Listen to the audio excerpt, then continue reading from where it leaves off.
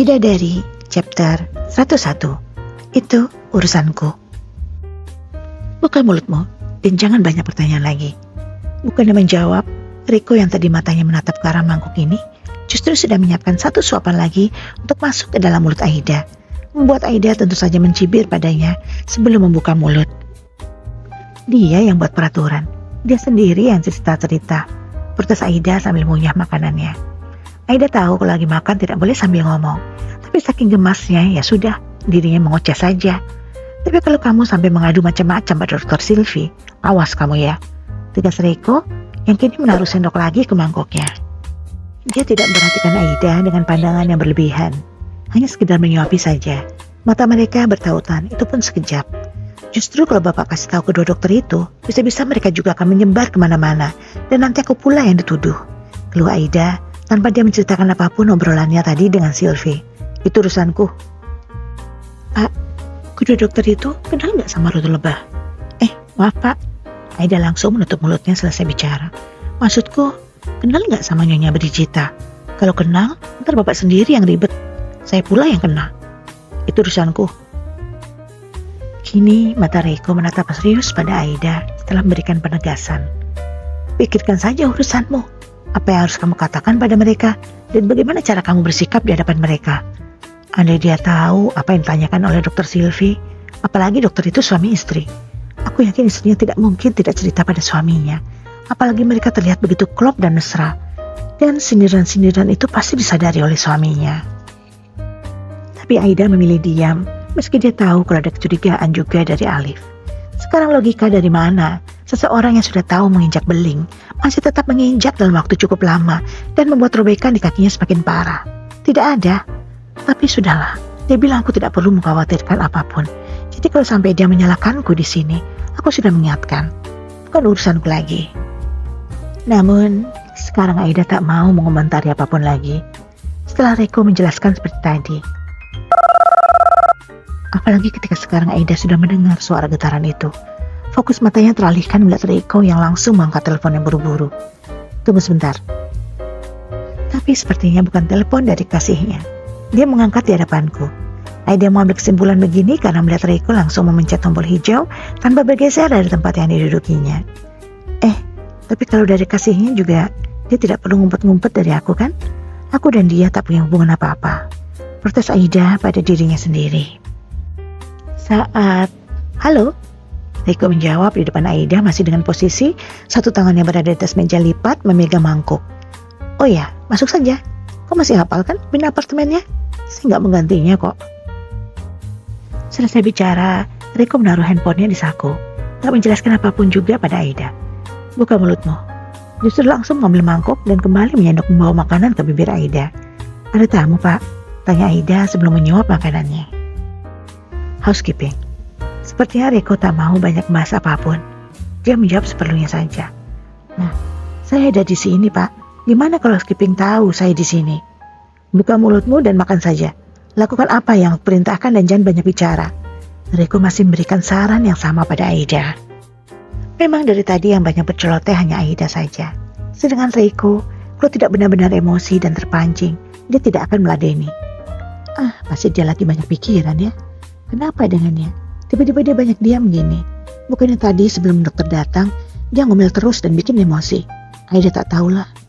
Hanya saja tidak nyaman melihat Riko yang lebih banyak diam begini. Tapi karena canggung juga, akhirnya Aida tak terlalu banyak bicara. Sudah habis.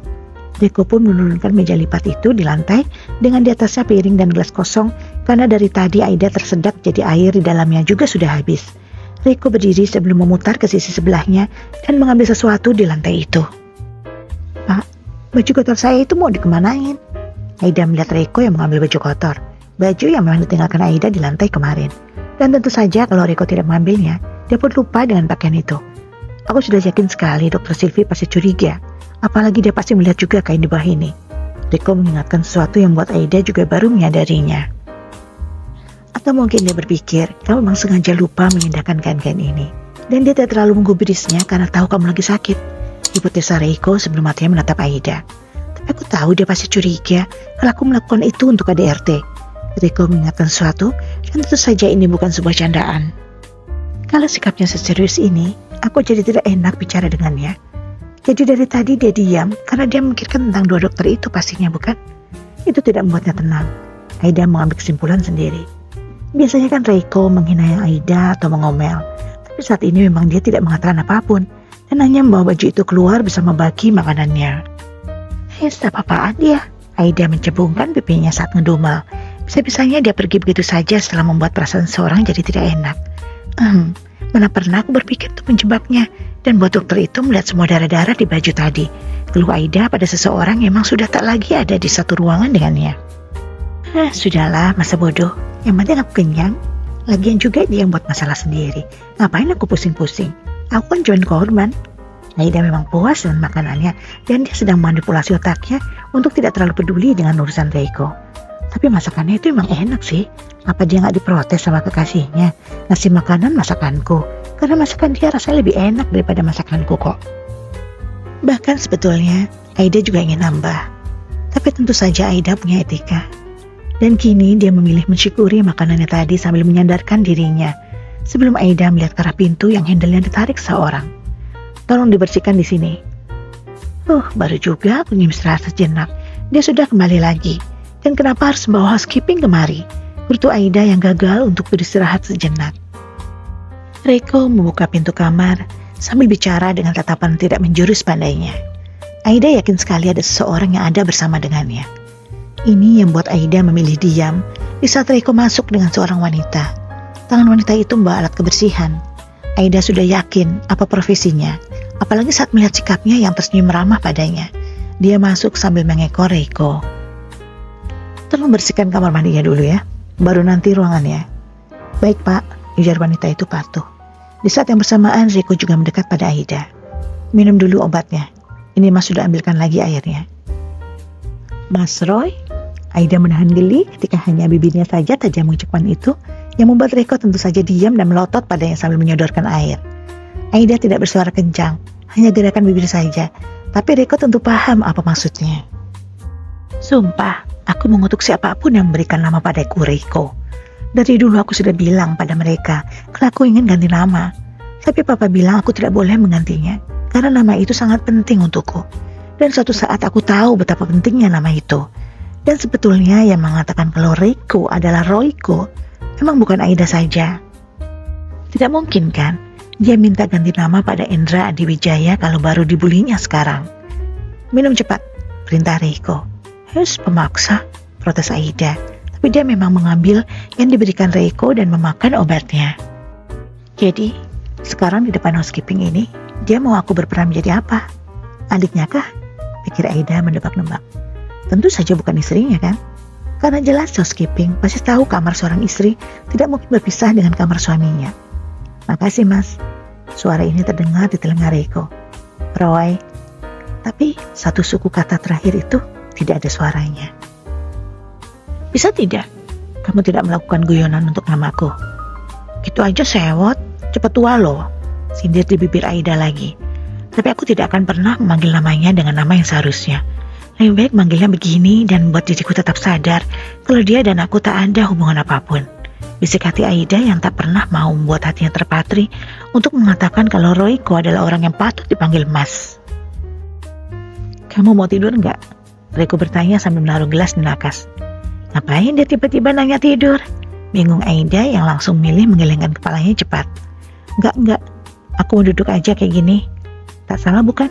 Kalau ditawarkan seperti itu Aida pikirannya jadi ngeres.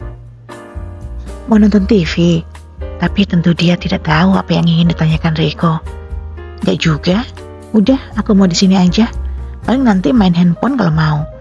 Ngapain sih dia tanya-tanya aku mau ngapain? So peduli atau kepo? Atau dia pengen punya tujuan lain? Bisik hati Aida agak berhati-hati juga. Mau ke kamar mandi nggak? Nggak juga. Kalau begitu biar tempat tidurmu dan ruangan ini dibersihin dulu. Kita keluar dulu, ujar Reiko. Dan kini dia sudah bergerak mau mendekat pada Aida tangannya. Aku nggak mau kemana-mana. Nggak usah digendong lagi Mas, sontak Aida menolak. Tangannya berusaha menahan tangan pria itu karena memang Aida tidak mau tubuhnya harus dibopong oleh Reiko lagi. Tapi apakah pria itu mau menurut? Syukurlah ada suara telepon, dia tidak jadi menggendongku. Lega hati Aida. Karena sebelum berdebat dengan pria yang tadi netranya sudah ingin ngomel padanya, sudah ada yang mendistraksinya. Tapi siapa yang telepon ya? Kenapa wajahnya jadi kayak gitu? Aida tak tahu, tapi Reiko memang tidak langsung mengangkat teleponnya. Dia memandang ke layar itu, terlihat sedikit sulit ekspresinya, meskipun akhirnya dia memencet tombol hijau juga. Iya kakek, pantas saja yang telepon kakeknya. Aida mengerti kenapa wajah Reiko begitu. Bagaimana keadaan istrimu, Le? Tapi karena saat ini dirinya tak sedekat ketika Reiko menelpon Alif, Aida tak bisa mendengarnya.